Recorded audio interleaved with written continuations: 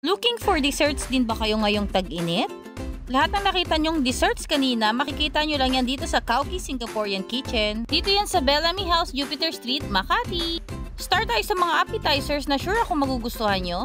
Tulad na itong crispy shrimp balls, prawn kikiam na pasok sa panlasa ko. And dito rin yung one of my favorite, yung braised prawn bihon nila. Umaapaw sa toppings and sobrang malasa pa ng sauce. Pagbalik ko dito sa Kauki, ito yung hindi mawawala sa o-orderin ko. Good for sharing na rin to. And dito tayo sa star ng kanilang menu, yung roast Hokkien chicken and ang kanilang Hainanese chicken.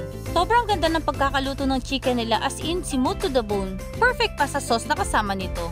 Siyempre, hindi mawawala ang rice, ang Kauki mushroom fried rice, at ang egg fried rice with shrimp. Isa din to sa nasarapan ako, yung wok fried mushroom and bok choy nila, salted egg squid. Ito yung pinakatapuan sa amin, stir fried beef mushroom in truffle sauce. At hindi rin mawawala yung mga palamig. Dahil favorite ko nga ang mango sticky rice, ito talaga yung una kong tinigman sa kanilang mga desserts. Ko-complement talaga yung mango sticky rice, yun yung gulaman na nilagay nila. And if gusto nyo naman, try nyo na rin tong iced calamansi jelly and coffee jam affogato. Natakam din ba kayo? Ano pang hinihintay nyo? Punta na rin kayo dito sa Kauki Singaporean Kitchen.